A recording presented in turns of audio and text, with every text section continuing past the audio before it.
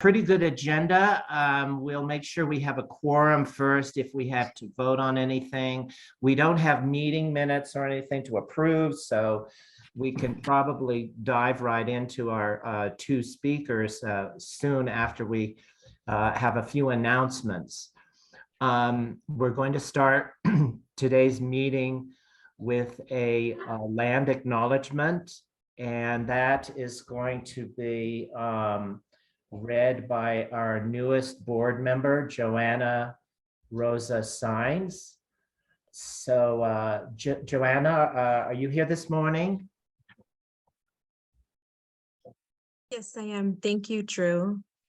Good morning, everybody. Thank you for making it to November's Inc. meeting, the last meeting of the year, as Drew said. I'm going to start off with the land acknowledgement. So as residents of Colorado, we stand in the unceded ancestral lands of the Arapaho, Cheyenne, Lakota, and Ute nations and peoples. These lands were also a site of trade, gathering and healing for numerous other indigenous tribes. We recognize Native and indigenous peoples as the original stewards of this land and our presence among their descendants who still dwell within it. We pay our respects to indigenous and Native elders, past and present. The equity acknowledgement. We acknowledge that racial justice, equity, and climate justice are inextricably intertwined, and that poor. Excuse me, can people mute except for the speaker? Sorry, Joanna. Sorry about that. It's okay. Did you want me to continue with the equity? Yeah, or Joanna, just the land? Okay. Yeah. Okay. Yeah. No worries.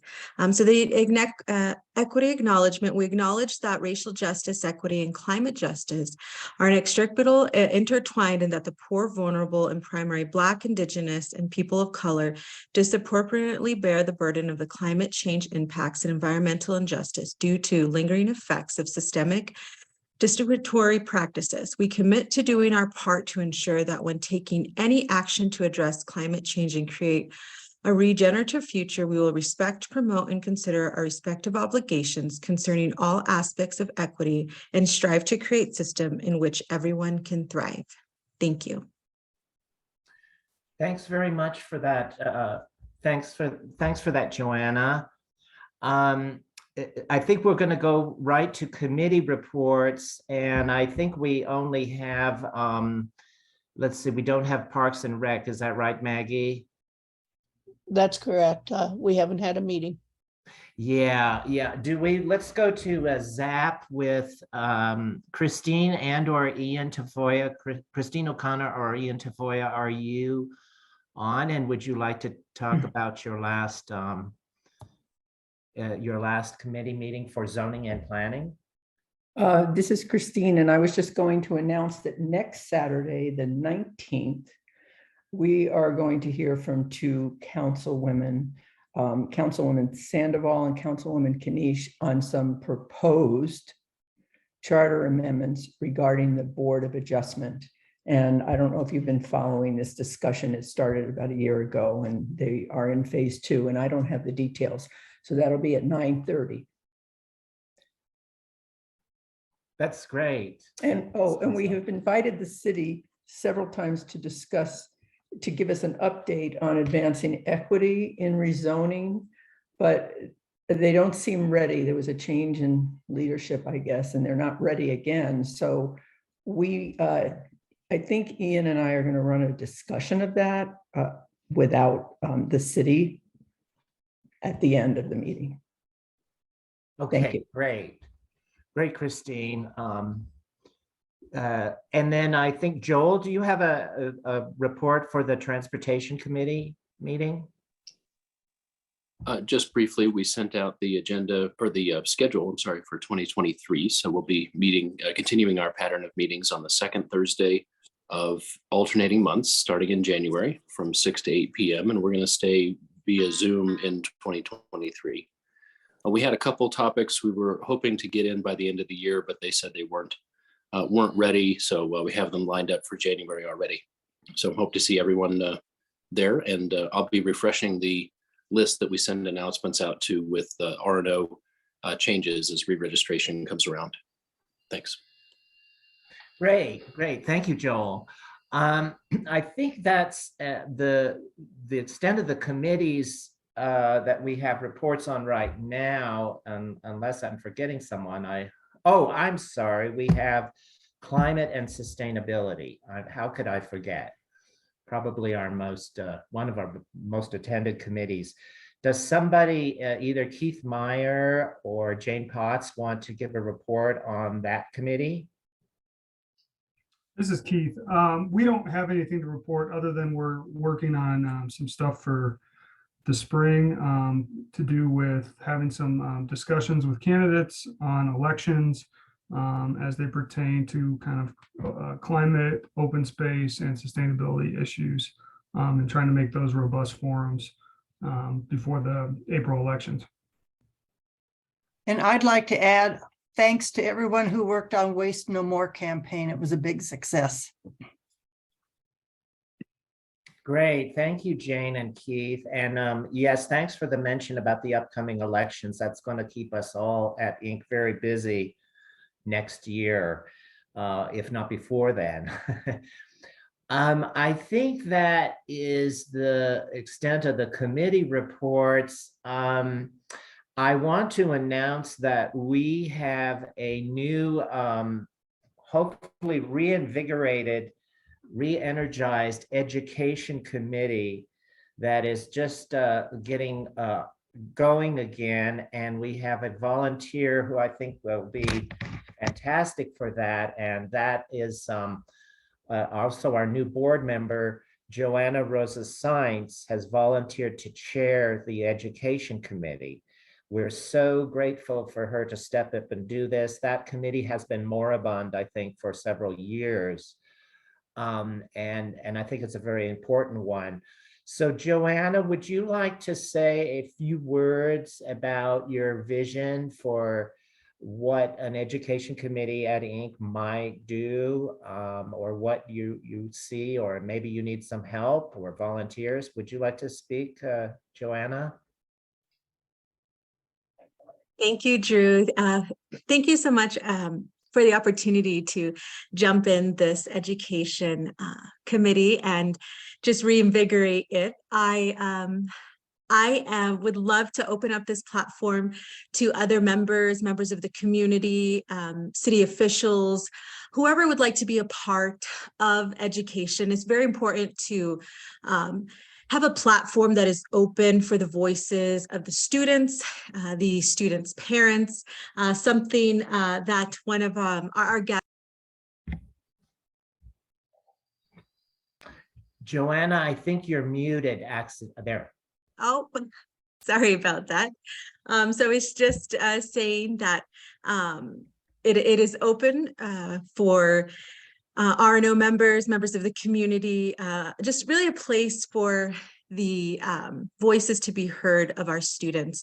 I'm about to introduce an amazing person, Councilwoman CdeBaca, who also has the same interest in education. As in 2006, she had Project Voice, so Voices of Youth Changing Education. And I think that's very important. So as we all know, there are a lot of school closures that had happened here in DPS. And I really want this education committee to be a place where it is safe. We were able to somehow bridge that gap with the city and the school board. So, yep, thank you so much for this opportunity. And I look forward to having more members jump on board. Thank you, Drew.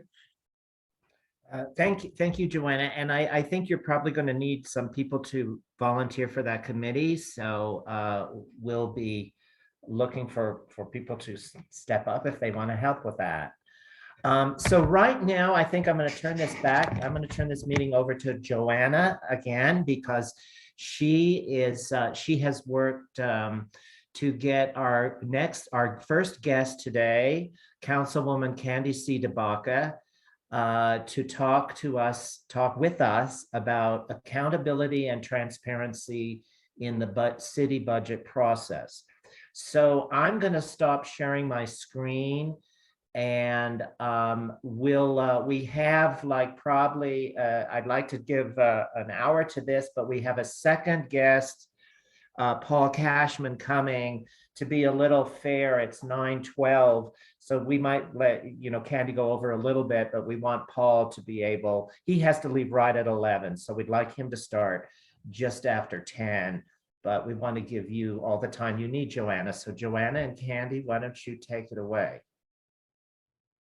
All right, so I would, it's with my great honor to introduce a council person in District 9, Candi CdeBaca, who was born in the Swansea neighborhood. And as I mentioned, the project voice that she was on prior, Candi has shown what it is to be a true leader in our community by allowing voices of the constituents here in District 1 as well to really utilize in education. And one of the biggest things for me is accountability and transparency. And I appreciate that the Inc. Group has allowed that idea to come into process, and this is why she is here today, really holding our elected officials, people in positions of power. And so I thought this was a great segue into speaking of the city budget.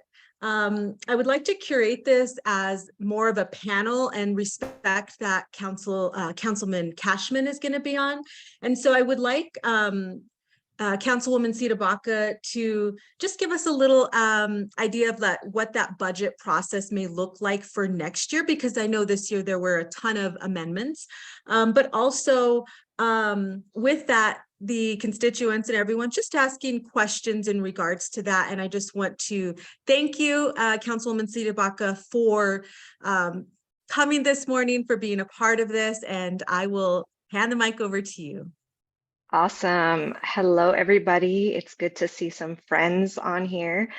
As Joanna mentioned, my previous life before council was as a community educator. I'm a social worker by training, a policy expert by accident, and a community organizer. And so when I entered this space as a councilwoman, my primary interests were holding the system accountable to the taxpayers, to the people it's designed to serve. And so as much as I would love to do a very deep dive with you all on the budget, we are talking about an 800-page document here. So even the 1 week of budget hearings that we get as city council is not sufficient, in my opinion.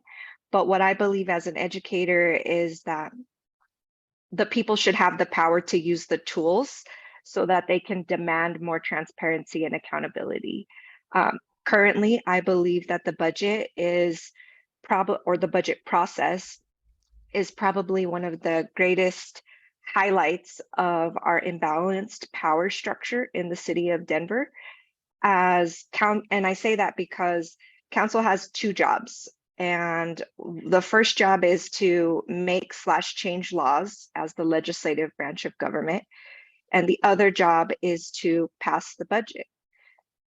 Ironically, we don't get a role in crafting the budget, but we are responsible for reacting to the mayor's proposed budget and either giving it a thumbs up or a thumbs down and amending it in that process. Our council rarely puts forward amendments, but I want to show you all how to do a couple of things. One, understand the powers of each of the branches of government, where to find that information, especially around the budgeting process. Two, I want you all to see the tools that are available. I know many of you are pretty sophisticated with our city tools, but I want to show you all how to look at where the budget hearings live, what kind of, or how that process works to decide which agencies speak to us, where you can go back and look at the videos and see the amendments. And three, how to actually dive into the budget itself, where to find it, how to look through it, how to understand it. And so keep me on track, Joanna, with time, because I do want to get to a discussion piece. but I'm gonna share my screen so that you guys can see the tools. Let's see. So I'm gonna start here. And can you see my screen? It looks, Yes, we I can. can see it. It Awesome. looks good, Candy. Awesome. So I'm going to start you with where we find out what powers the city council has around the budget. So most people in the city have never read our charter, but it's a very short document, in my opinion. It's about 118 pages, not full pages, but you can Google it. All you have to look up is Denver Charter. And the first thing that pulls up is this tool called MuniCode. And this is like basically the virtual book of all of our ordinances for the city that's searchable, as well as including our charter. And what I love about it is not just the search bar up here, but the table of contents.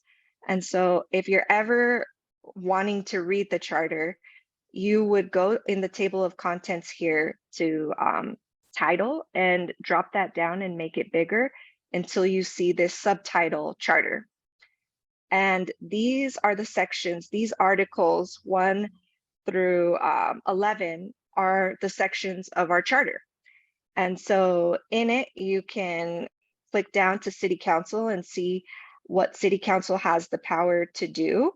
And you can go directly to their power over anything from leases and contracts to just all of our legislative power in general. That will tell you about our budgeting power. And so this is where we talk about our budget right here, appropriations. And so that is the one sentence in this document that gives us our power to not just approve the budget once a year after the mayor gives it to us, but also to approve the expenditures within it every Monday night. And so when you tune in on Mondays, what we're doing is basically signing off on expenditures that were already planned or proposed within the budget the prior year. So just wanted you all to have that tool because it's super handy. The next thing I want you all to see, City Council has a separate page from the Denver Gov page, and it is this thing called Legistar. And the address is pretty simple. It's denver.legistar.com. But this is the central repository for all of the legislative branch's work. And so what you can do here is you can click on legislation, you can search up anything in legislation, you can use it as limited. I would say go as limited as possible when you're searching for a specific budget item. If you're looking for a specific company, just type the company, make sure you have this set on the years you're looking for, or all years, or all types. It'll pull it all up. The calendar is pretty much how all the meetings that we have. Everything that we do is supposed to be public. So all of these meetings that you see on this calendar will have videos happen live, but then all of the videos afterwards are also archived. So anything that we vote on, anything that we talk about, even if you miss it, you can go back and look at it. Our city council meetings are every Monday night. If you watch public comment, just know that public comment isn't typically archived. So you have to tune in for that.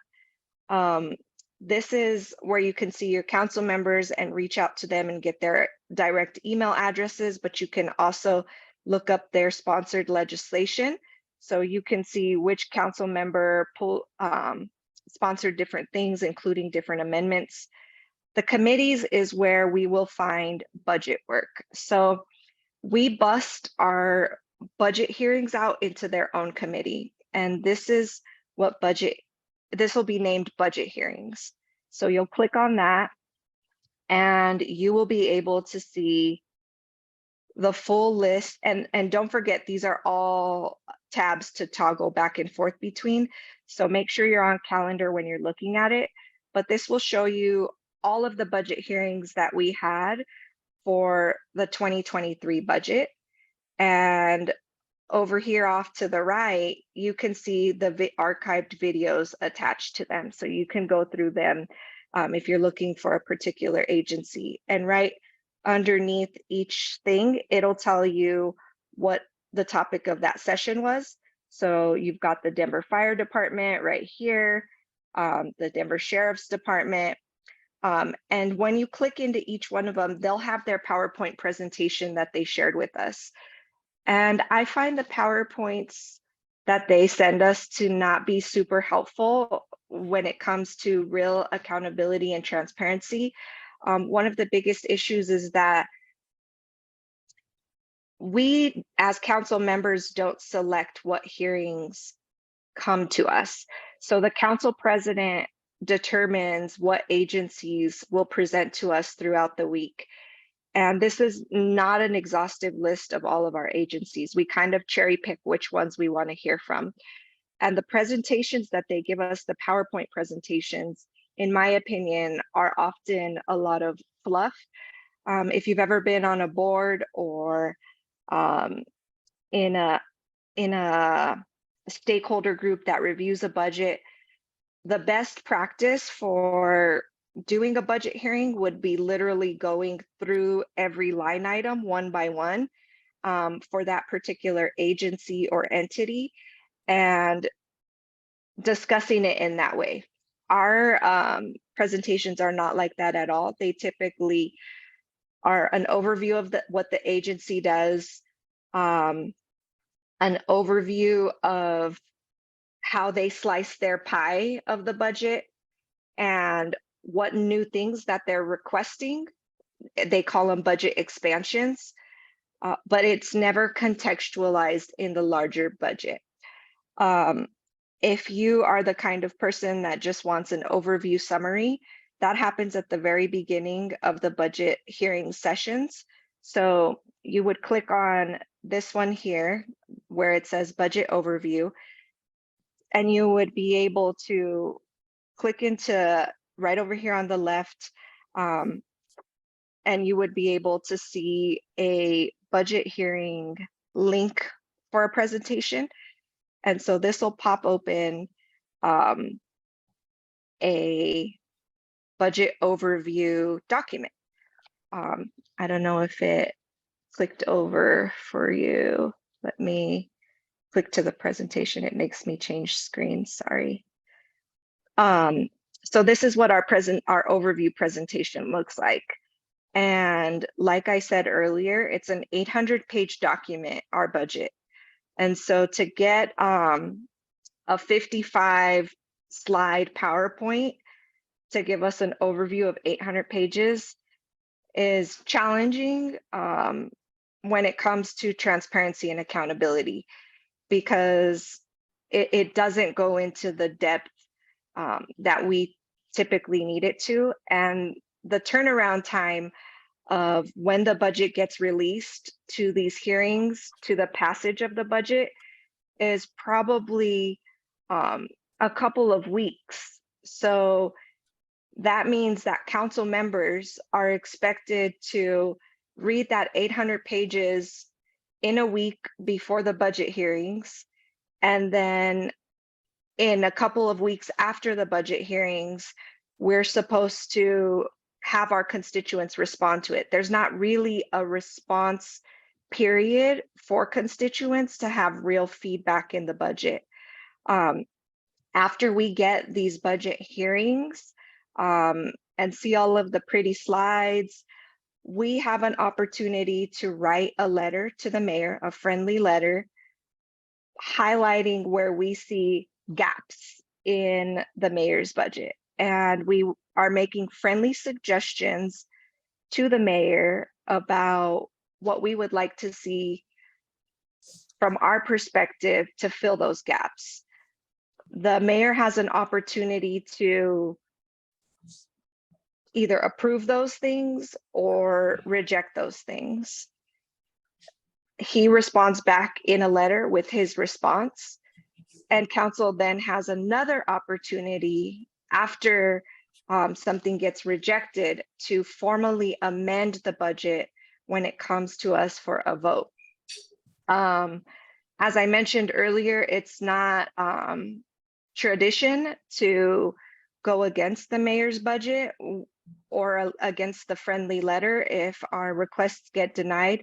So very often there are no actual budget amendments that come forward from council members, even if their requests are denied in the friendly letter. And I'll remind you all that this is a $1.5 billion budget. And most of the time, council members are requesting inconsequential amounts of amendments. And so it's very unfortunate that we often don't press beyond the friendly letter for our actual amendments, because council, like I said in the very beginning, has only two jobs: make and change laws and the budget. And that really sets us up for failure, because the general public typically thinks that council is in charge of potholes and trash and all of those things. And to be frank, we don't have any authority over anything like that. All we get is an up or down vote on a contract. We don't get to amend contracts and an up or down vote on the budget, but the budget is the only place we have amendment power when it comes to our money. So to not use that amendment power when we have such an imbalance is unfortunate. And I think an area for community to expect some more accountability and focus accountability efforts. The other thing that I wanted to show you was the actual budget itself. So the way you can all access it is just go to the Denver Gov website and you just type in budget, and it'll pop up the list of things with that word in it. And the first thing that pops up will take you to where our budget is at. And you'll have to download it. When you click this, it might, depending on what kind of computer you're on, it might take you a little while to pull it all up, because like I said, it's 800 pages. But when it pops up, it looks like this.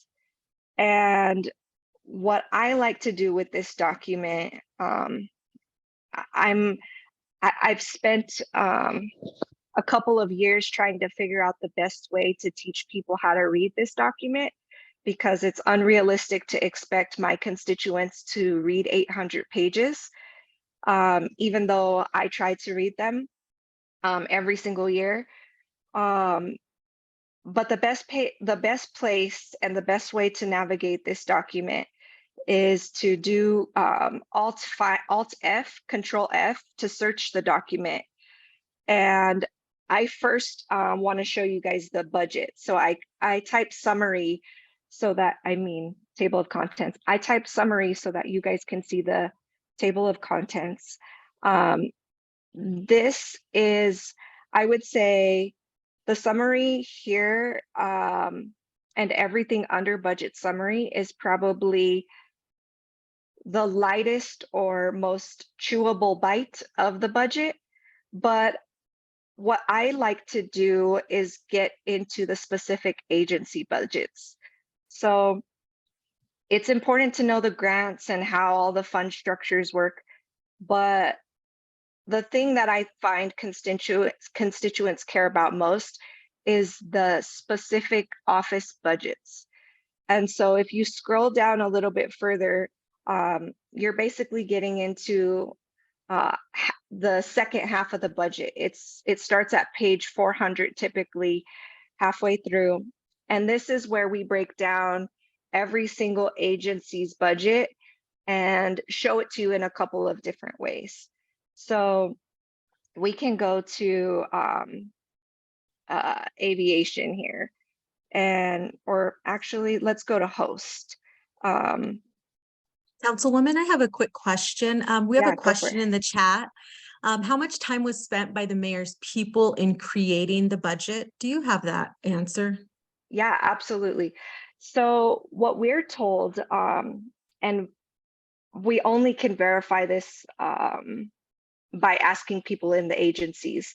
And so I'll tell you what I was told, and I'll tell you what I have verified. We were told that the budgeting process starts in April every year, and that in April, each of the agencies, they start to craft their budget and send their recommendations to the Department of Finance. And then by July, the Department of Finance is supposed to publish basically a draft budget. And then it comes to council later on in the year in October for us to get these budget hearings.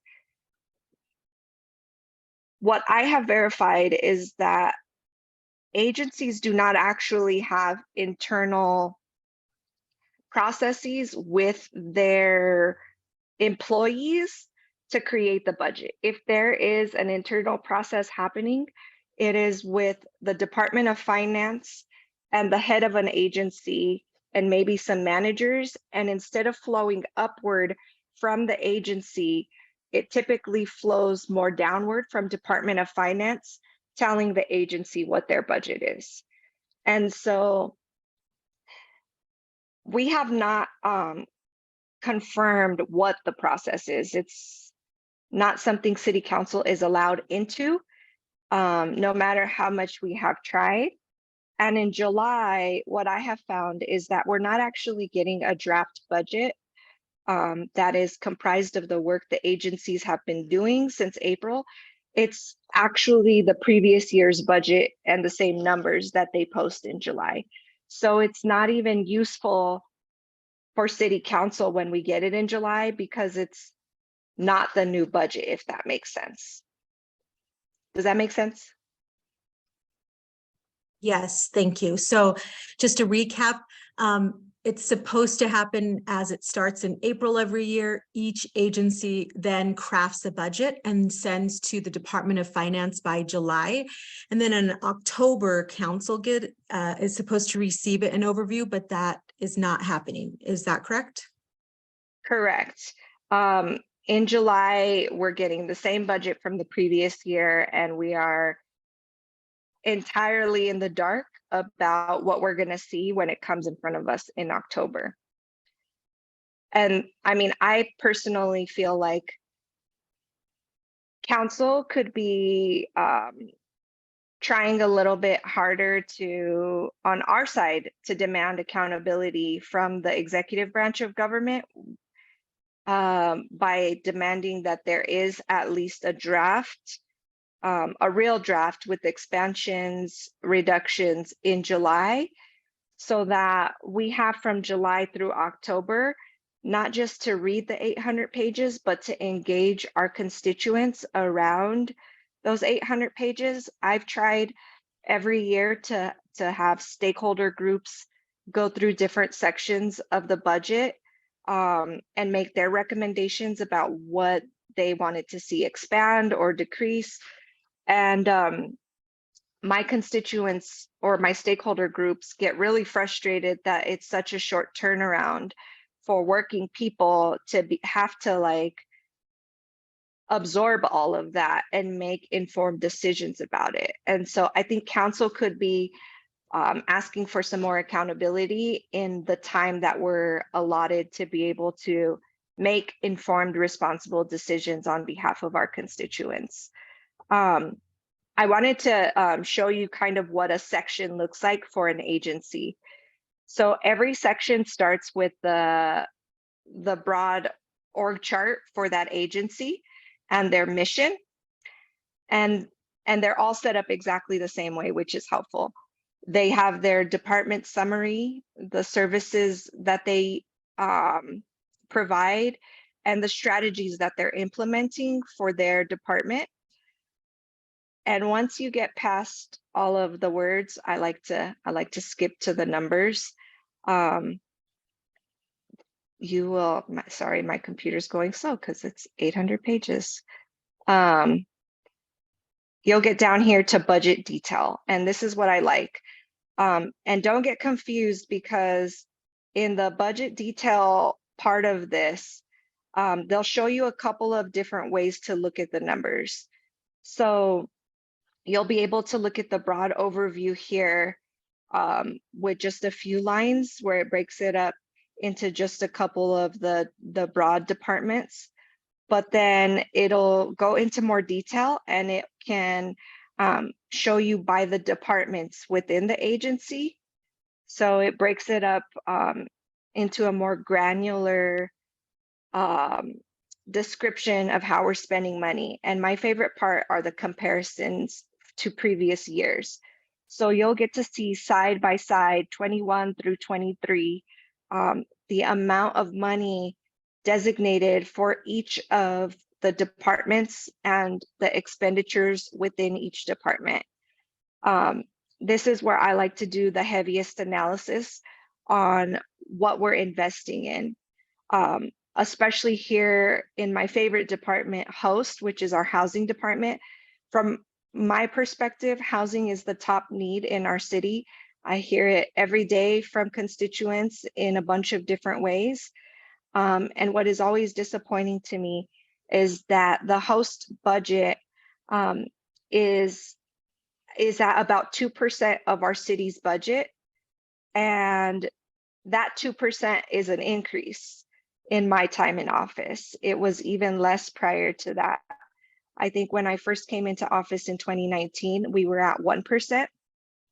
And so what that suggests to me is that there's some work to do around accountability in matching our constituents' needs and what we're hearing they want from all of the 311 stuff, all of the 311 calls, all of the agency demands, all of the data that we have. If we were a data-driven organization as a city, we would be translating that data into how we allocate our resources. And we don't, from my perspective. And so that's kind of the broadest, briefest overview of the tools on how you can dive into what is happening and get some transparency for yourself. The accountability piece of it is tough because we don't have accountability built into the process. The closest to accountability that we have in the process is the public hearing of the budget, or public comment section of the budgeting process, which is just a little bit of time, like we do with most other public hearings, for the public to have their 3 minutes each to tell us what they think about these 800 pages, the letter from the mayor, the letter to the mayor, and the amendments that council is proposing. And so with such a nuanced thing like our city's most important moral document, our budget, 3 minutes for public input that is not going to inform a vote doesn't feel like accountability to me. And 1 week of hearings that don't even look at these line item budgets doesn't feel like transparency to me. But the tools exist for you to do it on your own. It just takes a lot of work on the constituent side of things. And so what I try to do as a council member is make that as easy as possible for constituents by breaking it down for individuals while we're having the hearings. I always live tweet where I'm putting together the line item budget with the presentations and kind of linking the things that they're telling us and not telling us. We have the stakeholder groups that I mentioned for my office that do study groups to understand and unpack each of the agency budgets. And all year long, I'm accepting information from my constituents that translates into my budget amendments. And so different offices choose to do it differently. And I'm not exactly sure how other offices do try to achieve transparency and accountability around the budget, but that is what I can share with you about how we do it. What I would like to see us move toward is more of a participatory budgeting process. We have a small pilot going on in the city with $1 million of our budget, which is also inconsequential, to teach people how to do participatory budgeting. But I think that in today's world, we have the technology to get closer and closer to direct democracy, where constituents are telling us directly what they would say yes and no to. And so I would love to see us craft a system one day that would help us do that, help constituents have a real decision-making role in the budget and what we advance as amendments, or what we vote when it comes down to our vote for the budget. I can tell you right now that I do not support the current budget in front of us because it doesn't match the needs that I mentioned earlier.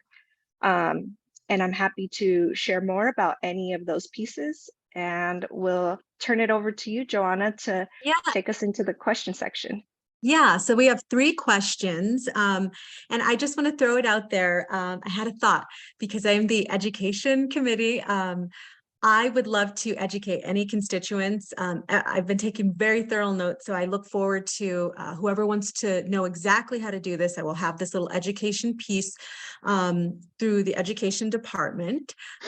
So this is a question. Agency budgets also have the number of FTE associated with each department. And what new positions are being created or requested? If they start in April, why couldn't the budget process start with council a lot earlier in the fiscal year? That I think those are valid points and a valid question, a question that I've asked every single year. And there is really no reason that it can't or doesn't start with council or even the employees within a department. I would love to see employees engaged in also telling the mayor what they need to make their job easier and to serve the people better in their department. And so I think that if I were to create an ideal process in April, what I would start doing as an agency or across all agencies is having our weekly staff meeting. I hope that agencies are having weekly all hands on deck staff meetings.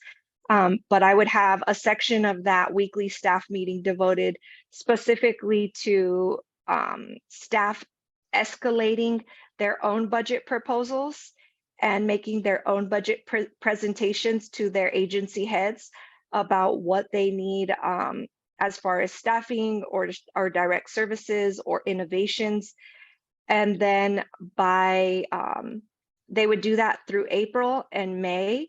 And I think by June, the agency heads would then take it to council members to work with council members and let council members know that these are the things that they're going to be asking for, and hear from council members what constituents might be asking for that were left out of what staff is asking for. And then the agency heads would curate the requests now from council via constituents. And they would then put together that package by July that would be inclusive of their staff's recommendations and constituent recommendations escalated to them by city council. And that would be the draft budget. And then the mayor would respond to that. And I think that would be an ideal process because it would be the most inclusive of all sides before it even gets to the mayor. Perfect. But that's not how it is. That's just a dream pie in the sky. Well, with constituents, there's power in the people. And so this is a great way to say the next question.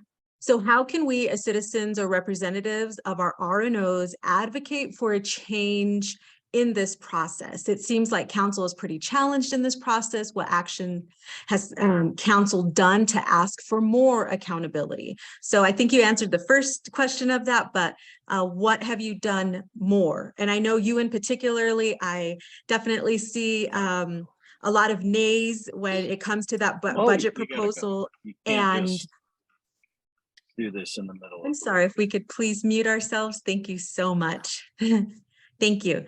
And so I see that as well. And so did the constituents. So I think a response to that is, okay, it's Saturday morning, so I get to take my council hat off for 1 minute because I think the response is political.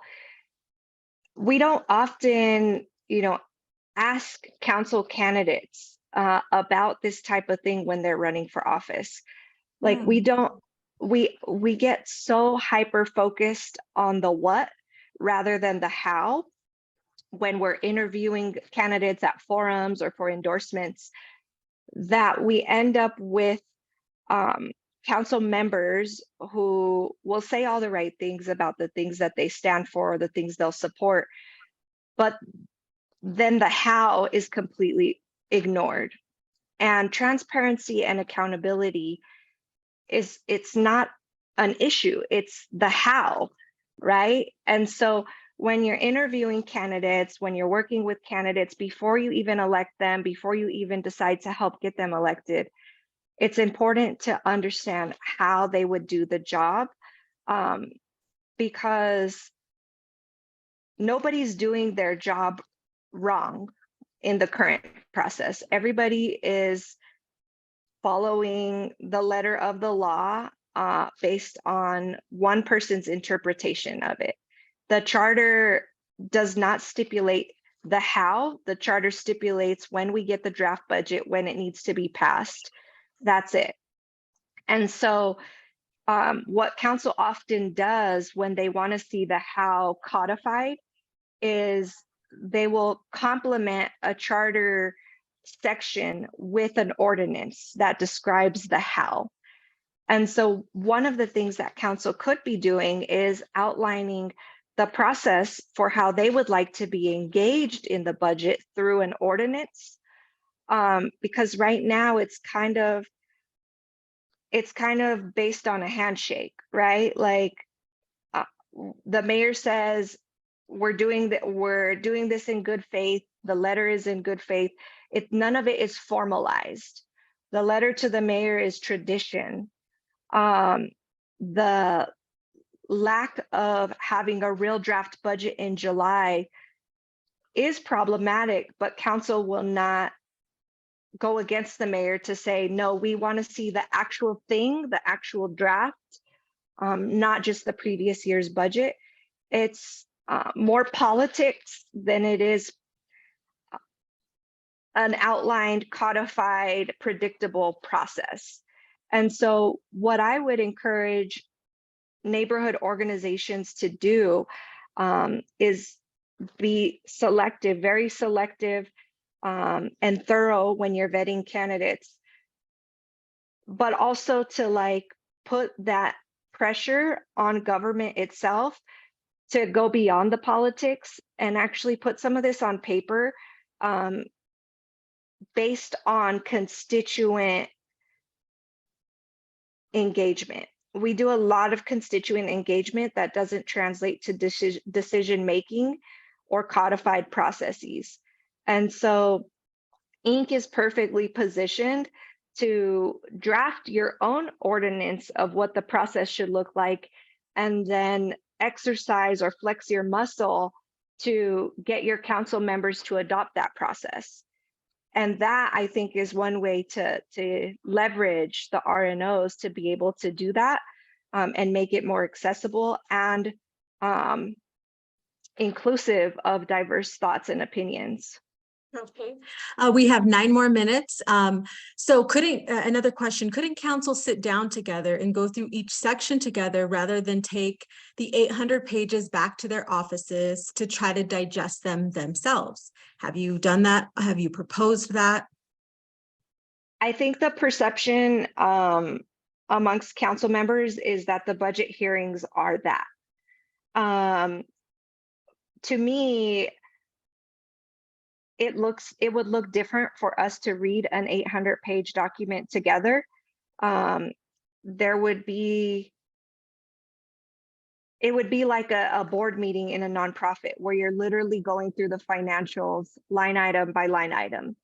And so given that half of the budget or half of those 800 pages are agency budgets, we would set aside time, in my opinion, to literally go through each agency budget line item by line item. And that would take us, I think that would take quite a while. I think you could take up to 3 hours per agency going line item by line item. And I do think that that's worth investing our time into. But I don't know if everyone else feels the same about it. And when I have brought that up, it isn't something that everybody feels the same about. Okay, there is another question. So, and we're almost out of time. So the new garbage fees imposed on residential properties will begin shortly.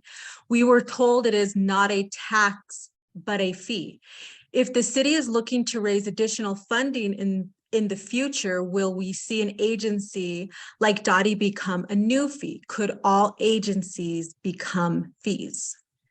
That's a really good question and a good observation. In Colorado, we have TABOR, the Taxpayer Bill of Rights. And what that does is it does not allow us to impose new taxes without a vote and approval of the people. And so in a context like that, the loophole statewide has been to create a fee instead of a tax, because you basically bypass needing to go to the voters for that increase, which in my opinion is a tax. But the difference is that taxes can be raised to pay for a range of different things, regardless of the source of that tax. And so like sales tax, you could raise sales tax and pay for nothing related to sales, but instead homelessness or parks or any of those other things that we pay for with sales tax. A fee, when a fee is implemented, the source of the fee is directly related to the use of that revenue. So for trash, the trash fee, the only thing that fee is supposed to pay for is the process of maintaining that trash program, that thing. So it's circular. It has to go back in specifically into that. You could see that emerge on literally anything. It's not a bad thing. It's a good way to get stuff done. In some cases, it's also a deceptive way to levy a tax without calling it that. And so I think it really depends on who identified the need for that fee. Was it constituents? Was there broad-based support? Are we sure that that fee is going to pay for a thing that we all want? And is that fee transparent and equitable? And so I think the problem with the trash fee that I heard in community is that people are complaining every single day about not having adequate trash service to begin with. And so to have to pay on something that is inadequate, incomplete, is a pain point for many people.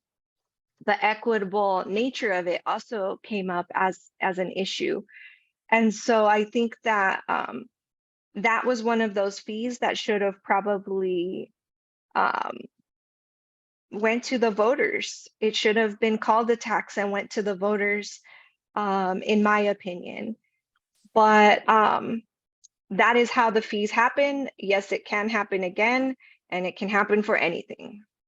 Okay, I want to make sure that I get this last voice out. So It says property tax is transparent. Composting, recycling, and waste removal seems so far transparent, except for extra trash or large item pickup.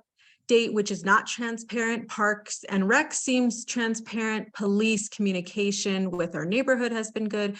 Fire protection seems to respond well and communicates well with our neighborhoods. Our city council members are transparent and accountable, in my opinion. So I wanted to make sure to also mention that. One last one, excuse me. So we're seeing new fees imposed on taxpayers from citizens initiatives, which seem to be regressive taxes. Lower income residents will be paying out higher percentage of their income to cover these taxes. How can city council resolve? We That's only an have easy- just, That's okay, an yeah, I'm easy like, we're gonna have one. okay, That would be an easy one. Vote no on them. okay. It's as simple as that. Hey, Joanna, you can take a few more minutes if you Oh, need good. it to finish up if you think you need. Oh, a couple minutes. thank you so much. It's really important that everyone's voice is being heard. To echo Drew's point, it seems like a majority of the challenging issues in Denver right now come from a lack of shared power from the mayor's office. This seems like a situation where power is taken and not given. How can this budget process be changed to give more accountability? It was asked in Drew's previous question if the process was outlined in the charter or if it was just this way in practice. And I want to emphasize that it is this way in practice. It is not, the process is not codified in the way other things are. So that friendly letter, the way the agencies work on it, the engagement or the lack of engagement that happens throughout, none of that is prescriptive because of the charter. So there's a lot of opportunity to change that, to create a companion ordinance to that charter section that outlines the very specific process that is inclusive, that is thorough, that does require agencies to work with council prior to going to the mayor. It's just a matter of political will. All right. Thank you so much. And I'm so sorry, Drew, I missed the question prior to that. I just wanted to say out loud that everyone's opinion is heard here, and thank you for asking all these amazing questions. Thank you, Councilwoman CdeBaca, for your time this morning and for informing us and educating us on how this looks. It's very surprising to me that council has two responsibilities: making change in the law and the budget. And the budget is something that affects all of us. And so a question that was asked, how can we get involved? Really utilizing your R&Os, holding our elected officials accountable to show this transparency when we are vetting candidates. And as you all know, we just did some votes and that had went through, and now this is going to be coming up again for council. So I just want to thank you so much. It says, thank you, Councilwoman CdeBaca, very helpful information. If there's anything else left that you would like to tell us, the floor is yours. Yeah, just a couple closing remarks. I saw D. Lorenz's comment or assertion that there is transparency and that things are working well for the neighborhood that he comes from. And I challenge D to recognize that he is speaking from the perspective of perhaps one RNO or one community. And the issue of inequity in our city is that not all neighborhoods get the same thing.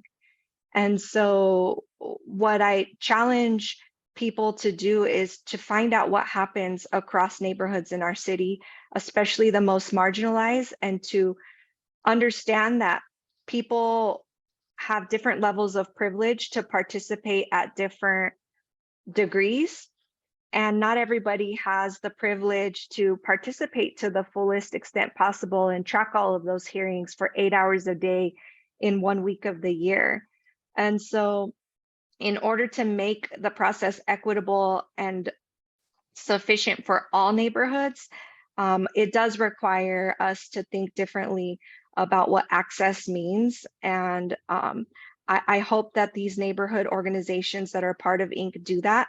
I also would offer that D9 stakeholder groups that work on that do our budget work groups or study sessions, they're open to anyone in the city.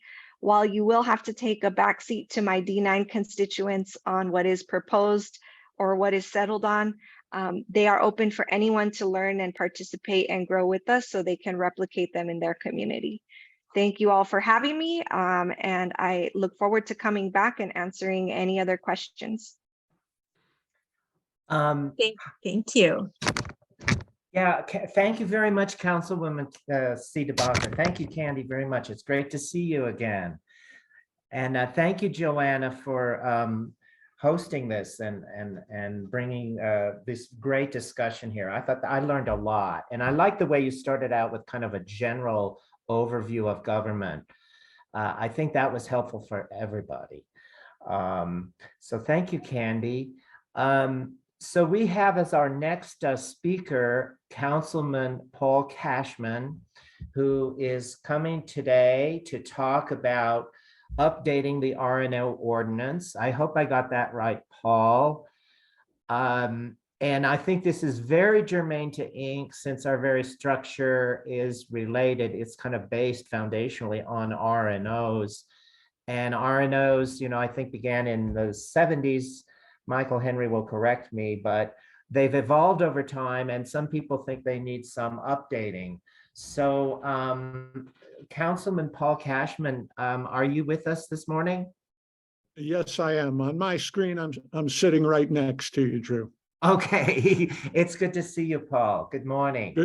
Good morning. Good to see you, Drew. Good to see everybody, if only names and some faces. For those who don't know me well, my name's Paul Kashmann. I represent South Denver District 6 on Denver City Council. I'm in the third year of my second term. I began looking at the R&O ordinance probably 2 years ago. And while most of you know it, the context that I'm coming from is in the late 70s, we created the formal R&O system, and it was kind of a deal that the city made with the R&Os saying that, you know what, we're going to tell you all this stuff that's going on with the city, and we want you to tell your constituents what's going on. Then we want you to come back and tell us what they think about that. The only problem is we provided no real training on how the city operates, on how you might operate a nonprofit group. We provided no funding for outreach, and made it as difficult as possible for R&Os to function. And as a result, as my view is that we have a good number of R&Os around the city that fortunately, from their own devices, have figured out how to function quite well. But we have at least as many, in my view, if not more, that struggle to adequately represent their communities. So I started doing some investigation on what other cities do, and started seeing, and you can take 15 minutes and Google, and I've had a hard time finding any other major city in the country that doesn't have some form of office of community engagement. And these offices, take a city like Boston, has a staff of, last time I looked, around 30 people that actively work with their registered neighborhood groups to help them play a role in their own governance. It's not simply a matter of informing it's a matter of empowering. And so while in my initial work, my research and talking to my colleagues, it started off as an Office of Community Engagement, and I have since shifted the term to an Office of Community Empowerment. And because that really is what we want to do. I mean, engaging is one thing. You can check the box and say we had a public meeting, but we need to get people actually involved in policy making at an early stage. And I understand the pushback on that from some agencies, because it's a lot easier to make decisions when you have 6 people sitting around a table. When you involve the community, it becomes challenging, difficult, time consuming. I just believe that I happen to think we have 13 good people on city council. I think we have hundreds, if not thousands, of good people working for the city, but we've got 750,000 people in the city and county of Denver now. And I think we're missing out on a whole lot of good ideas by not doing an adequate job of empowering the community. So past 2 years, council and our budget priorities have declared community empowerment the number 1 priority. The mayor begrudgingly in the 22 budget set aside $40,000 for a study of an Office of Community Engagement. I got, with the agreement of my colleagues, an extra big $35,000 amendment to the budget passed. So then we had $75,000 for a study of an Office of Community Engagement. And then 2 days before the study was supposed to go out for a request for proposal to find someone to do these studies, the mayor's office decided to divide the money in half, and half for an Office of Community Engagement and half for an Office of Neighborhood Safety. And while I'm a big supporter of an Office of Neighborhood Safety, it left both studies woefully underfunded. The studies, my two professors, 2 women from the University of Colorado, Denver, are doing those studies. My understanding is they're supposed to report on their recommendations by the end of this year. It's my belief that, we're 43 years or so since the R&O ordinance was passed. And I think it only makes sense to have some sort of major community summit on where do we go from here. I am not one that has any thought about abandoning the R&O structure. I do believe it merits being re-examined. It certainly merits more support from the city to everyone's benefit. Recently, I passed an ordinance adding metropolitan districts to the list of things that R&Os will be notified about when applications are put forward about those new taxing agencies. I know Councilwoman Sawyer is sending out a survey to R&Os. Are there other things you want to be notified about? And it's great and it's important, but if we're not providing those strengthening features of training and funding to help engage your communities, I think we're missing a big part of the equation. The other thing that I wanted to mention, and I know my friend Christine O'Connor actually contacted me about it just yesterday, I believe, wondering about how we could make it easier for just the average resident to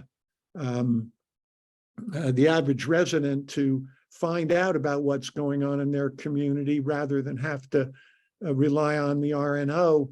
And I've been working with our tech services people for the past year or so, and they are right now in final stages of studying just that, a landing page where you can go and find out what's going on in the city, whether you're an RNO president or any other resident of Denver. The stage they're at now, they've got a mapping system up where agencies can come and map the projects they're doing, but there was not a feature that allowed you to say, you know, I want to know what's going on in Congress Park. And as a matter of fact, you know, I don't care much about liquor licenses, but I want to know about rezonings and drainage projects. So I don't care about that. I want to know about when my streets are getting paved. So they're working on that and I hope to have a progress report late this month or early in December. I saw a note from my colleague, Councilman CdeBaca, about, as I saw it go by, I believe it was referring to Empower LA, which is an organization the councilwoman brought to my attention early in my research. And to give you an example from Empower LA, and I spoke with, I believe it's Raquel Beltran, who's Beltran, that was their CEO. I believe she still is. And at that point, they had 99 neighborhood councils, and they had a $6 million pot of money that they divided between their neighborhood councils. They didn't send them a big fat check, but they had that money set aside, and the councils would, you know, send in proposals for community building work they wanted to do, and would get funded from that pool. And while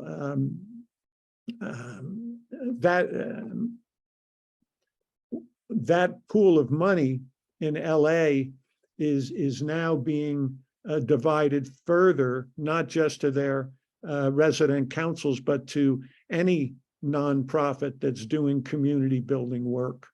And, you know, the last thing that I'll throw out before opening it for questions, one thing that I found early on in my research, you know, when I first started doing this, I used the term citizen engagement. And it was very quickly brought up to me by one of my aides, you know, hey, boss, we have a lot of great residents that aren't citizens. So we need to broaden that. And then we went to community engagement.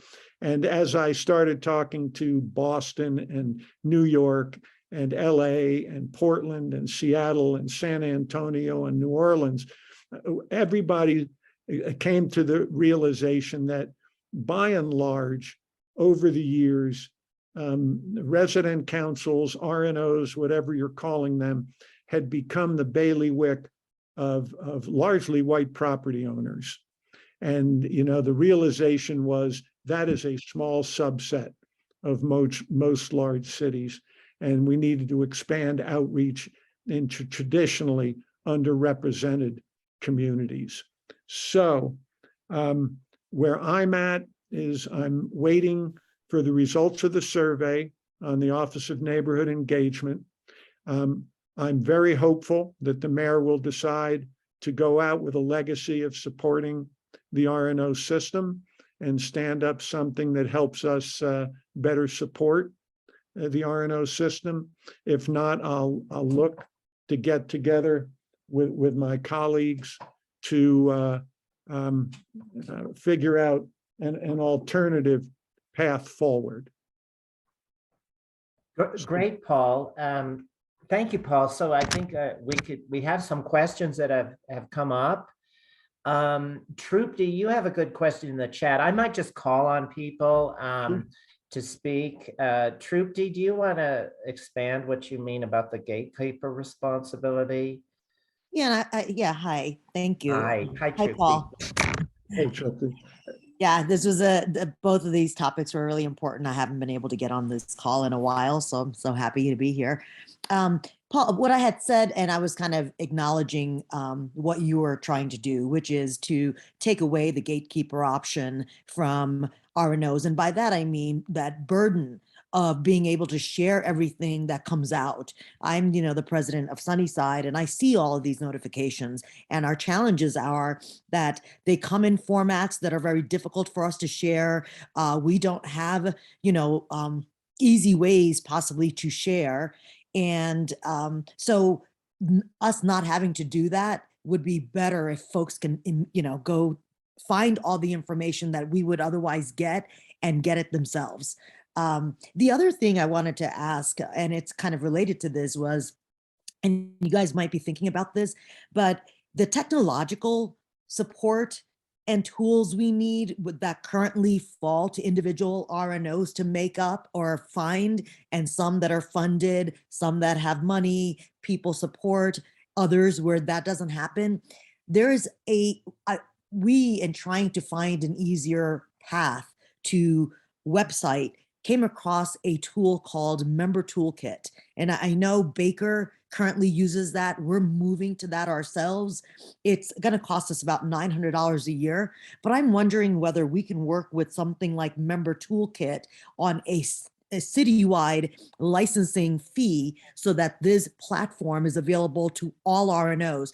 It makes a website a turnkey opportunity, and you do not need to know how to program to be able to go and do all the things that RNOs typically do, which is have a calendar, post notifications, post information, share what's happening on our committees. So it's an easy way to share via website. So I'm wondering whether you guys are thinking about a, technological tool that the city actually provides to every RNO in a very consistent manner through a licensing agreement. Thank you. Sure, that's obviously a great suggestion and one way to move forward. A similar platform, I think, has benefits in a number of areas, but that is one area that, however we do it, certainly needs support. As I mentioned, two of the things that I feel this Office of Community Empowerment would be to provide education and provide funding rather than wait for the mayor to act. I piloted both of those things in my district this past year through our Leaders Council, our RNO leadership. We have been hearing from neighborhood agencies and trying to let people know, how to get behind the curtain. We also had a grant program. We set aside $20,000 and offered grants of $2,000 to RNOs for any form of community building work. And a number of those went to website development. So whether it's left to RNOs individually or from a central office or a central platform, I think is yet to be determined, but it's a critical area. So Joel, you have your hand up, and then we'll go to Miles. So Joel, did you have a question for Paul? Yeah, good morning, council member. I was wondering if you had sent along to the CU Denver folks the letter and attachments from INC from, I believe, December 2020. It would have come from Loretta Kohler, our president at the time. This was the output of several months worth of work with a committee in INC about improvements to the RNO process, and really had a good focus on RNO inclusion and transparency about RNO inclusion. And I would hate for it to be overlooked, given that so much good thought went into it and not part of their ability to digest. Yeah, Joel, I can't tell you right off the top if that was among the things that I sent over. I had a large file and sent a ton. I will double check, and if that has not gone over, I will make sure that it does. And I'll let you know either way. Okay, yeah, thank you. If you have any difficulty locating it, please let us know. We can find it. Margie, I just want to give a shout out to Margie Valdez and Michael Henry, who helped led that work. Thank you, Joe. That's great. Miles, did you have a question that you'd like to ask? You put it in the chat, but maybe you want to just ask directly. Yeah, that might be a little easier. Thank you, Drew. So Councilman Kashmann, thank you for looking into this. I've got a couple of questions. The one I posted was, with all your research, what would be a vision for a system that would work much more efficiently? What does that look like? What would be the goals you're trying to reach? What is that engagement? How is the feedback presented to the city? How is input? And then another question then is more with statistics of, we were forced, our CPD put into the East Central Area Plan that the RNOs needed to be revamped. And it was not from the residents of the neighborhood. And we think it was from a city council member that they put that in there, that the RNOs need to be looked at again. Do you have any stats or what do you see as the major gaps here? Sure. And what that is? Yeah, all this isn't for me to decide. I believe that the RNO structure needs more support. It's, like I said, 43 years old, needs to be relooked at. And so for me, we would stand up an Office of Community Empowerment.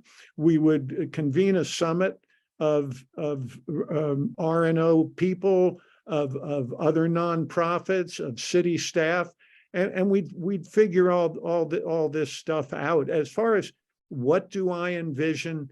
I envision a system where certainly the RNOs are strengthened individually and as a structure, but a city structure that welcomes community involvement, a true broad representation of the community being served in policy making. And as I said, it's pain in the butt. It really makes things more difficult, but it's the way you need to do it. And some of you know Steve Charbonneau, one of our city mediators. And as Steve said to me, he helped us with the survey 18 months, a couple of years ago. He said, Paul, you have no choice. You can either, lock the door. If you lock the doors on people and don't let them at the table, they're going to be pounding on the window when you're trying to wrap things up and you won't be able to hear yourself speak. So I just, it's not to avoid your question, Miles. I mean, I could give you my thoughts on how things go, but that's irrelevant. It's creating a better structure. So there's a more broad and meaningful participation. And I do see, we're starting to kind of edge in that direction. Every department now seems to have a citizen a resident engagement person.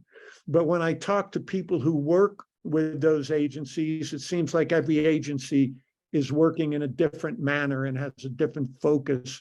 And I really think it needs to come from a centralized point. I don't know that I would particularly want an Office of Community Empowerment to be under the mayor. I think it may be better under council, but that's all to be decided, like I say, by more people than me. Well, thank you, Councilman. I like your enlightened view, and I do agree with you on how to. That would be a great way to move forward. Thank you again. Yeah, and before we go to the next question, the enlightened part, I tell this story a lot. A couple, probably 6-8 months ago, I was at dinner at my daughter's house. Her kids are teenagers, and I saw them sitting at the end of the table. They were kind of pointing at me and laughing with each other. And my granddaughter said, they call me Peepaw. She said, Peepaw, are you woke? And I kind of laughed I said, it'd be kind of presumptuous of me to brand myself that way. I said, you know what? I think what would be more fair is I'm waking up. And then it really came to me, and this to me is meaningful. My sleep has been disturbed. And I think that's the important thing in all of this. Like I said, talking to other cities, it seemed to be the same way.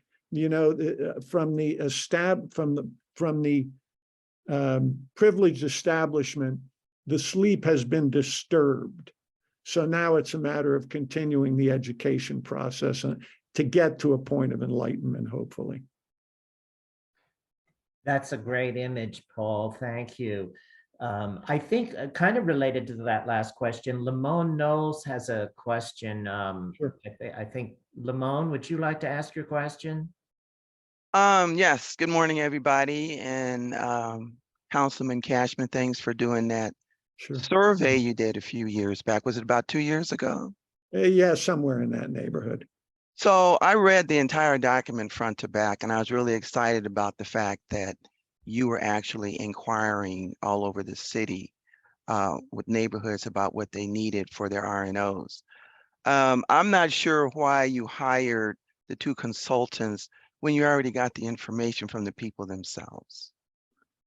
That was the decision from the mayor's office. I had wanted assistance from the Vera Institute. They have done a lot of work in those areas, and I thought they could bring expertise and direction and facilitation in the process. Okay, because the best resource are the people themselves. When they tell you what they need, that's what they need. Yeah, no, I couldn't agree with you more. The first thing I did when I got onto city council was the first bill that I put forward was to create a public comment period before our council meetings. Until that time, I was stunned to find there were no public comment periods, and started off with one, got a begrudging vote to do one meeting a month, but no one wanted it televised. Then it went to 2 meetings. Now we have 30 minutes before every meeting, and it's televised. So we're getting there. Like I said, not woke, but sleep disturbed. Well, that's good. Yeah, thank you. Great. Thank you. Great, Lamont. Thank you for that. And one question that somebody brought up too about the city council public meetings is those are not archived. The comments before city council, I was surprised to learn, I think in Candi's presentation, those are not archived, and I don't know why public comment is not. So Paul, thank you for your efforts to get public comment to be a part of every meeting, but why is that not preserved in the record?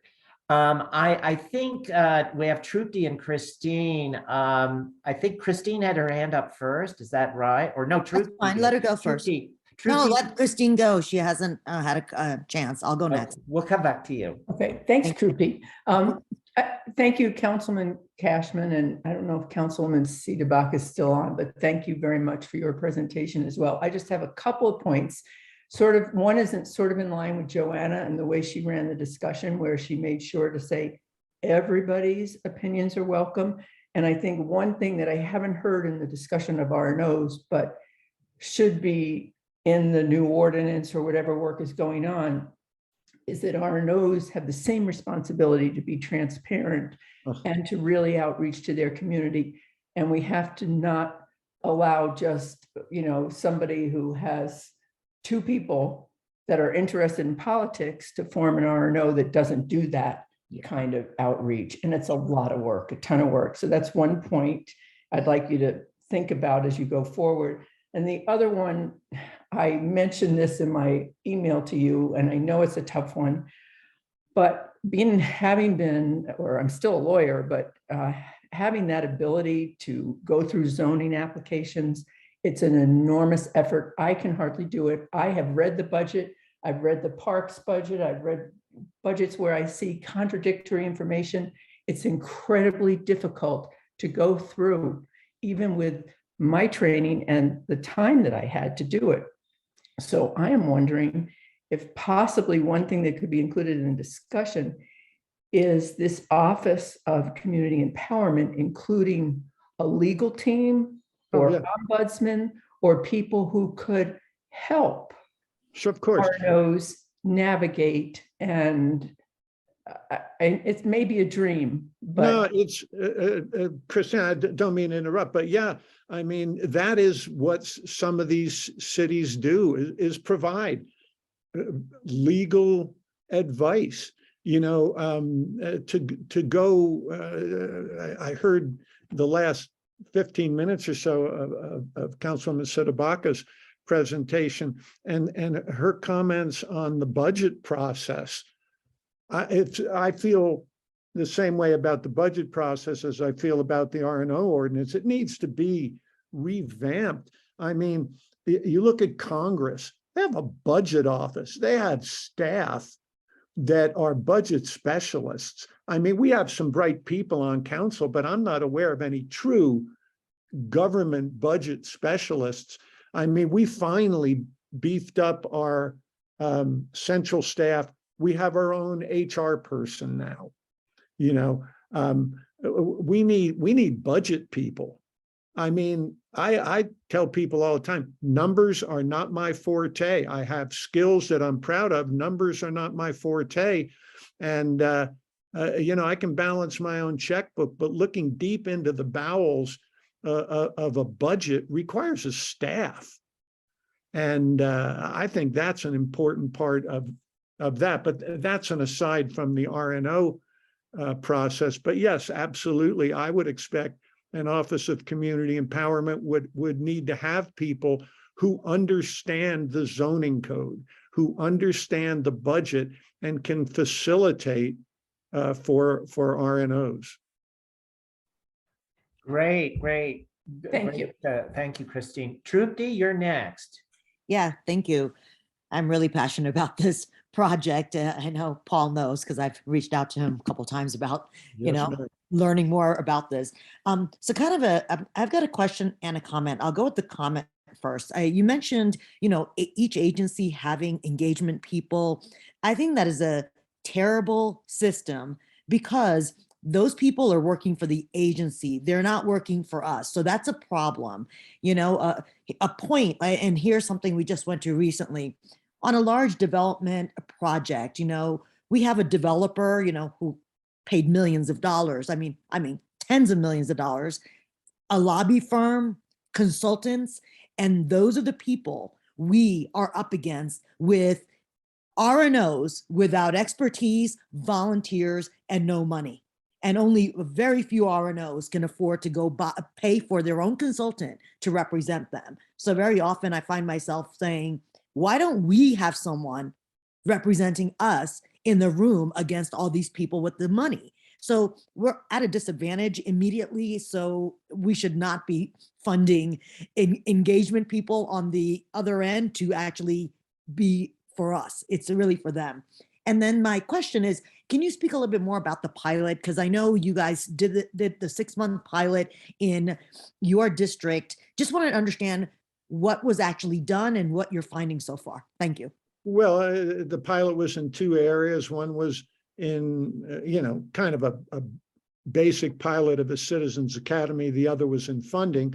With the Citizens Academy, what we came up with was that awareness that the shift in focus from community engagement to community empowerment.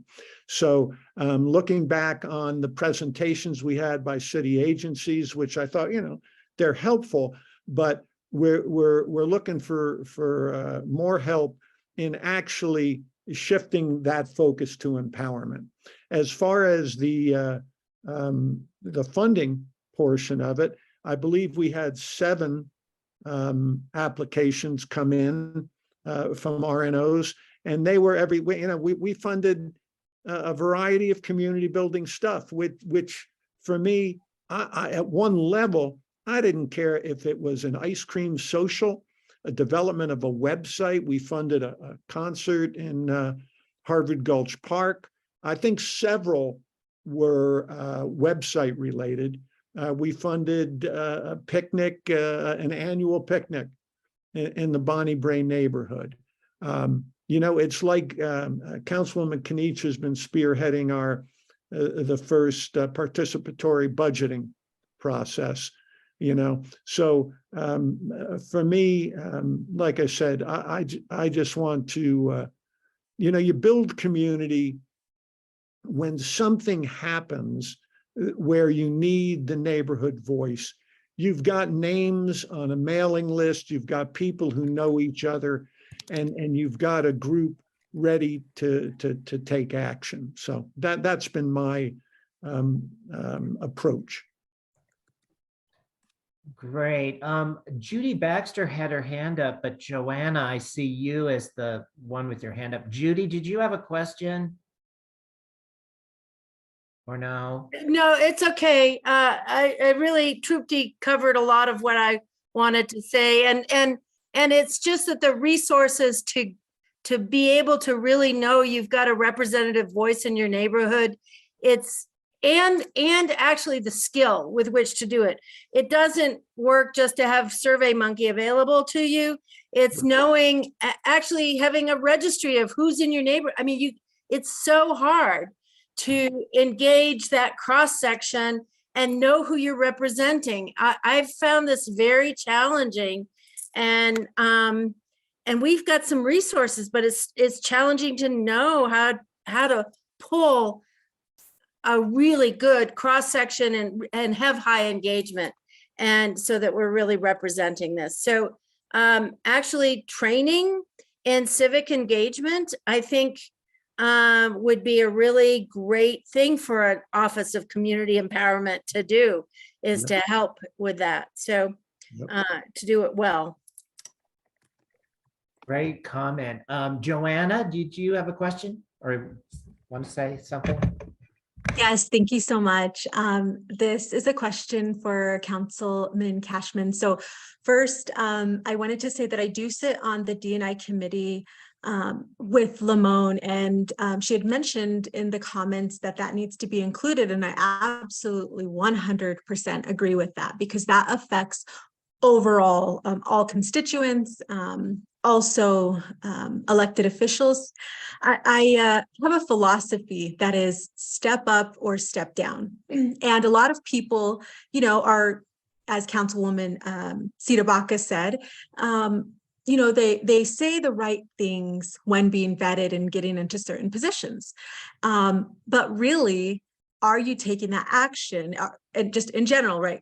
Are these elected officials taking action, being transparent? And I would like to say, as I have watched, many of the board meetings, why council, why don't you guys ask for substantially larger budget to do things that you are saying? I see things come up, and unfortunately in Denver, it's become a popularity contest, and it shouldn't be that.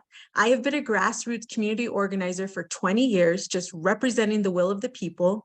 I'm professional volunteer working free 99. I mean, I'm volunteering in Councilwoman CdeBaca's office. I don't get paid, but it's an opportunity to represent the will of the people. So as you are saying these amazing things that are going to affect each of us, especially me, I'm a single mom with 3 boys. I may fit certain boxes in that. So how are you really representing the will? And why not ask for a substantially larger budget to do the things that you are saying? Thank you. And I say this with all respect, Councilman, with all respect. No, thank you very much. It's an important question. It's like I said, I mean, we need budget staff for city council. So you can properly prepare to address the depth of that budget. I mean, we're looking at a $1.66 billion budget. And if all of Councilwoman CdeBaca's amendments had have passed, it still would have been a pittance looking at the overall budget. You know, the administration works on the budget for a year. We get a few weeks to, you know, throw some stuff up against the wall to see what we can get to stick. So I believe there are structural changes needed to the process and how, as a body, we are prepared to address it. I do see things moving in the right direction. I mean, Councilwoman CdeBaca and Councilwoman Sawyer partnered up to get council the power of, you know, oversight and vote on mayoral appointments. You know, there are several. I mean, I'm thinking of the COB, the Community Oversight Board, is now 3. I think it's, don't hold me to the number. It's like an equal number of mayoral appointments, equal number of council appointments, and I believe the auditor has one. But you know, we're shifting in the right direction. Keep asking those polite, pointed questions. Thank you. I mean, it's moved. We're moving the dial. We need to move it more quickly. I agree with you. Thank you. I'm glad you're woke. Yeah. Thank you. And Disturbed. I hear the cynicism. Great. Keith Meyer, you have a, Yeah, can you hear me? yeah. Great. Keith, go ahead. Thanks again to both Councilwoman CdeBaca and Councilman Kashmann for coming on this morning. I actually had a couple of questions. One goes to the point that you were just talking about, and I think several people have raised this kind of question of how, and I think that, you know, what we've kind of gotten today in terms of answers are like nuanced answers on how city council can do things differently as an organization in terms of interacting with the mayor's office. But I think, you know, from an R&O standpoint and from a neighborhood standpoint, I think, you know, we're interested in trying to figure out if there's other things we can be doing besides, you know, the phone calls. Are there, you know, can we make an attempt to change the city charter? How would, you know, expanding the budget process look from a citizen point of view in terms of really trying to push that, and where are the dials to do that at? And then I guess my second question is, we've talked about this potentially adding an admin position to Inc. because, you know, as things that have been discussed today, you know, we're kind of overwhelmed with, you know, many of the technical things and some of the kind of busy work that goes with even running this organization. I'm just wondering if there's grant funding available that would help to support that. Well, I'm not an expert on grants, but I'm sure there is money out there to assist in that work. But in answer to the what can you do, you know, like I said, I would pay attention to the participatory budgeting. This is the first year. I think it's $2 million that is supposed to be spent by community voice. And I would pay attention to that and push for additional money to be moved in that direction. And some of you may be aware that on April 4th, we have a vote coming up on 13 council members and a new mayor. And, you know, what I always tell people is, you know, yeah, I'm running for re-election. If you're in my district, I certainly hope you vote for me. Pay attention to the mayor's race. It would be nice if we didn't have to end run the mayor. You know, that would be great to have a mayor that really does have a wide open heart for community empowerment. So, you know, that is certainly a critical. The election coming up is extremely important. Great questions. Michael Henry, I think you've got your hand up. Michael, Thank you, Drew. good morning. I just wanted to indicate to everybody that I was interviewed for about 2 hours by one of the professors doing the study, and I was really impressed with her serious interest and work. And my hope to Paul would be that he should make sure that that study, as soon as it's completed, would be shared with Interneighborhood Cooperation, and that hopefully we can all review it and make some comments.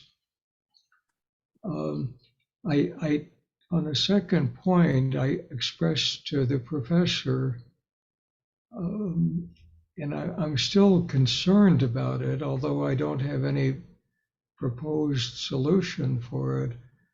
It really worries me that one outcome of the creation of a new office or a new bureaucracy, if you will, in the city government would be to remove our direct contact with our elected officials.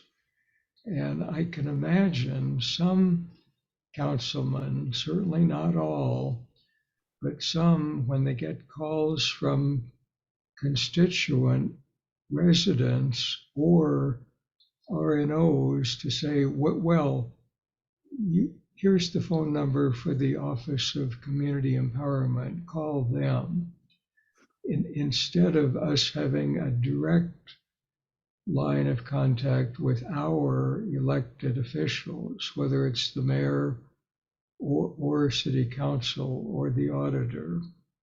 And I really am concerned about that. I can imagine a number of council people seeing that as an easy out for having to deal directly with their residents. Sure. Michael, I guess I don't share that fear because the out exists today. The out has always existed. You either listen and respond or you don't. And so the creation of an office would provide another out, but a responsible council person is going to do their job and maintain. I don't see the purpose of this office to interfere with that direct connection at all. It's certainly not the way I would make use of it. And Paul, do you think you can share the study, the report with us? Absolutely, without question. I mean, it's paid for with city money, becomes public information, period. That's I don't see a problem, Michael. If nobody else has a question, I have a question. Kind of from personal experience, when we talk about engagement, or you're trying to take it to another level and call it empowerment, Paul, what I've seen in the Globeville and Illyrian Swansea neighborhood is there's a lot going on, and there's a lot of agendas with some very powerful players. And frequently the city's, let's call it outreach, is basically to sort of push a certain agenda or effort. And we've seen this with Interstate 70, with National Western, with the Platte to Park Hill project, with Brighton Boulevard, with development. We see this all over and over again. And I think that the public engagement part is sort of farmed out, where the city will hire a mediator or a professional group to sort of, I'll just say, deal with the community and basically check a box and hold some meetings. And the worst is these meetings that, and we've had, well, with COVID, it's actually been exacerbated, but they're not the town hall format where you hear everybody else's opinion. It's more like what they call open house. Well, you'll go into a big gymnasium and they'll have boards all over and stations, and you'll look at a drawing and you'll put red dots and green dots on things. And that's the engagement. And that's the interaction. And I think there's many people who feel this is a joke. This isn't directly related to RNOs, but there seems to be something with the relationship of the ordinary citizen and their government that has become really, I don't know, diluted, and sometimes even it's just not what I would call democratic or representational. And how would you, Paul, is that part of the effort? Is that part of the RNO system? Or how do you deal with basically the way citizen input on important decisions that affect citizens? You try to elect the right people, and the administration needs to hire the right people. There's no problem with the dots. Dots are an easy tool for people to indicate what they're doing. It's where you go from there. If that's all you're doing, then it's a waste of time. I mean, you can have a public meeting that provides information that you take to heart and put into the process, and you can have one where you smile and you walk out the door, and it's all lost to the ether. Yeah. Okay, thank you for that. That's helpful. Maggie, you have your hand up.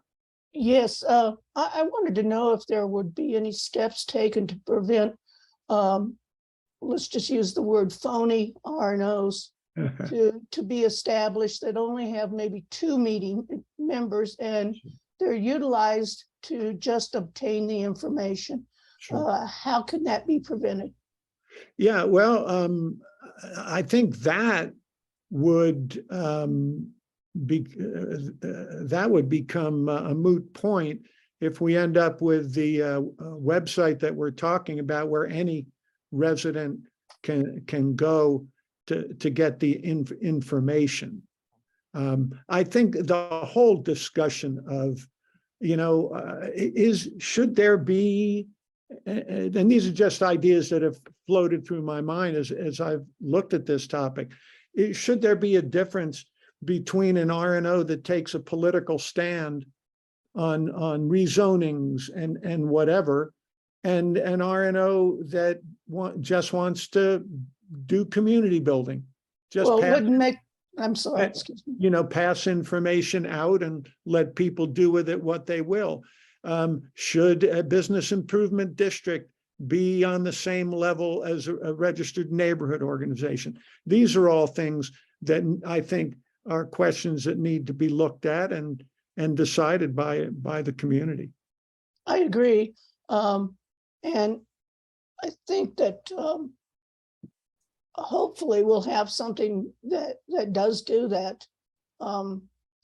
We do have situations though where those phony RNOs have been formed.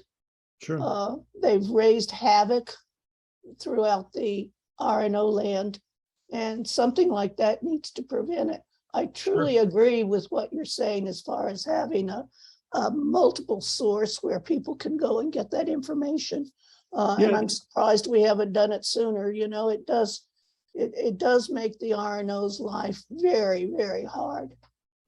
Yeah, I mean, it's an interesting discussion. When I first looked at this, we have 78 statistical neighborhoods. I think we have 200 and something RNOs. And I thought, well, you know what, we should set up geographic boundaries and no overlap. And a gal, I'm forgetting her name, Suk Ray, was headed Portland's Office of Community Engagement. And her take was, again, while it's easier to have firm geographic boundaries, sometimes resident groups that spring up organically that may cross boundaries represent a cohesive community that's not that isn't structured along those boundaries and has a point of view that needs to be heard. So again, it's you know, if I'm king of the world, I'll decide it one way, but no one's put me in that position, fortunately for everybody. So it's going to have to be the community that comes together to iron this out. Well, wouldn't the tax status of the RNO make a difference too? Some are 501c3s. They can't participate in some of those activities. Yeah, I mean, certainly that's one way that it might be structured.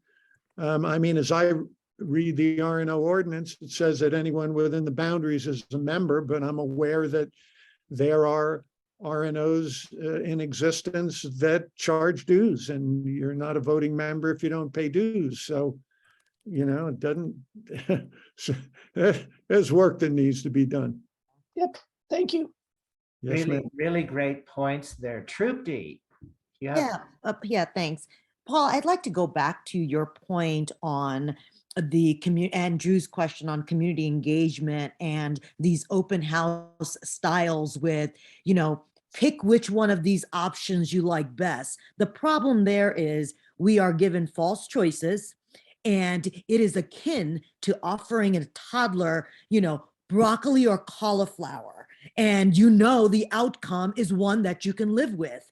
And this is what the city's engagement has been for years. And I see it every single day, and it's really frustrating. This gets me back to, you know, the issue of there's no one representing us in that room. We do not know how those decisions were made or the data that justifies that these two were the best two outcomes. There is no discussion on alternatives. And so that's why these forums that and the public engagement that we do today versus the one where people get to hash out alternatives that eventually then make it onto the list of choices. We've moved away from that. And I think it's to make the cities work easier, basically, and predictable. And they are basically giving us false options that they can live with. And that's really not how this should work. So I would push back on why those choosing of the dots is the problem. And somebody's just posting that the public engagement process is a sham. And that is what people see. So our ability to do engagement and bring people to the table when this is the engagement that we're bringing them to the table for is problematic. Thank you. Yes, I agree. I mean, I do. Like I say, you can have you can structure it any way you want. If you don't have people listening, you're shouting into a void. You know, it's the people, you know, good people can deal with any structure and make it inclusive and meaningful. Bad people can take any structure and turn it to dust. I'm gonna push back again, Paul, because I pay attention. I don't have a 9 to 5, so I've got a lot of time, and I'm still confused and I find it problematic. So I have no idea how someone doing it with 3 children, a full-time job, and few minutes to spare on civic engagement. So I do think there's a problem from the city side of how they're engaging people, because people who pay attention are actually, it's hard to keep up with and see the problems, but nothing's happening about them. So thank you. I'll stop now. I'll get off my soapbox. Thank you. Yes, ma'am. Great discussion. Miles, do you have a question? Or Yeah, just a question and a few comments. Thank you, Troopy. I totally agree. It's unfortunate, and it's come up before in the past in other committees, that when the city presents something, it's already been buttoned down and they've decided what they wanted to do. So again, the presentation goes back to, you get to choice A, B, or C. It isn't a, well, what do you think about it? It's a, you have to choose one of the 3 and we've engaged. So they already know what the outcome is going to be because they phrase things.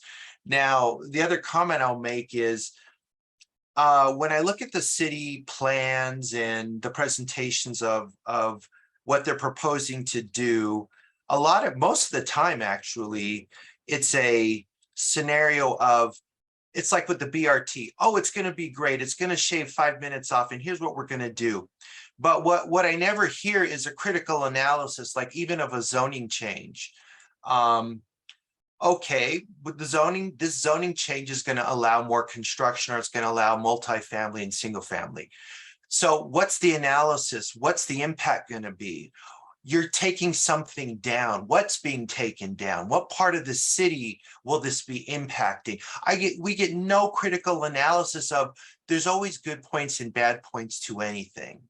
So give us the good and the bad. I just don't want to hear what you think it's going to be. And then you don't even follow up to say, were our projections correct? I mean, look at these slot homes. I almost think the slot home zoning was done on purpose. The change, if I remember correctly, was, oh, we want to allow the developers to have more possibilities of arranging units, multiple units on a lot.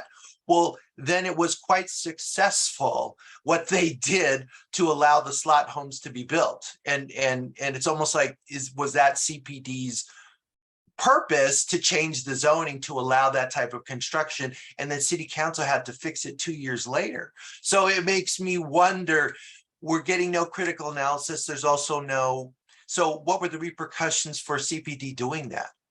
Were there any? Is anyone in trouble? Or does CPD just keep trying to unravel everything without telling us what the implications are going to be? So that would be my comment. Thank you again. Thank you, Miles. Great discussion. Yeah, well, we're getting close to the time. I mean, if somebody, I'm dealing with a very sunny room here, so I'm having some glare here, but it is, it's after 11. Does anyone have any final comments while Paul, I know you said you had to leave at 11. I can hang a couple more minutes. I see Gertie Grant has her hand up. Oh, I'm sorry, Gertie. Gertie, go ahead. I learned a long time ago not to ignore Gertie. No, we won't. Gertie. I guess I want to echo the point that a number of other people have made, and that is these meetings where the city presents the alternatives and you interact with the poster board. You don't interact with other members of your community, and you're not given the opportunity to learn from other people what their perspective is. From my experience, when we were doing our neighborhood plan way back in the 1980s, yes, it took 2 years, but one of the most valuable things that I came away from that process with was learning what the perspective of the business community was in a respectful kind of way, learning what the perspective of some of the people who'd been in the neighborhood longer than I had been at that point. And I think having meetings where people listen to what other people, the perspective that other people have, helps to reach, I think, a more agreeable solution and come to something closer to consensus than what we're getting now with choose the, put a dot here, put a sticky there, because all you're doing is interacting with the poster board. You're not learning what other people think.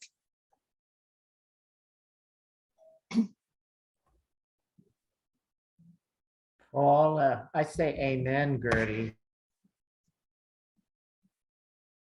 Yeah, I mean, yes, the system needs to be, all the comments that I've heard today and questions have been on point. I mean, the system needs to be revamped. So there's actually room for community voice to participate in their governance. Yeah, and the current system is not structured to do that. And I think the reason I mentioned the mayor's race, it needs to come from the top. It needs to be someone who values that voice, or it will continue to be a struggle. And we'll continue to struggle. I'm glad to continue in that direction if that be the way we need to go. So I think this is a very good note to end on. Paul, thank you so much and for the insights you've offered, and thanks to everyone for the great questions. I think we probably need to conclude here. Hey, Drew, can I ask one Oh, question? sure, Trupti, go ahead. And actually, I don't know if you mentioned this, Paul, but as far as the students that are doing the 2 surveys of safety, what's the timeline for, what can we expect? When can we expect results? What's the next steps here in that process? Sure. My understanding is both studies are supposed to wrap by the end of the year, and I will echo what Michael Henry said. While I truly believe the studies were underfunded, I believe last name Carrie Makarowitz is the woman doing the study on community engagement, and I was very heartened after my discussion with her. I think she sees the scope of the problem. I think she's a qualified person to do the study. But as soon as that study is in my hands, if it hasn't come your way, I will get it your way.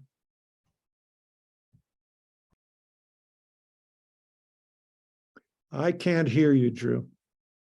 Sorry, anyone else have any burning questions for Paul? I think this is a good note to end on. We are not going to have a December delegate meeting, but when we begin in January, we will begin working with Denver Decides and the League of Women Voters to host debates for mayor. And I think, as Paul has emphasized, this is a very important election, and Inc. needs to be part of that discussion. And so I think that we look forward to this discussion. We'll be picking new council and new mayor next year. So we all need to pay attention and ask these burning questions and demand answers from potential leaders. So thanks again, Paul. Thank you. Thank you, everybody. And thanks to everyone. I think we can conclude this meeting then. It's been very good, and I appreciate everyone coming and all the insights you've offered. Thanks so much.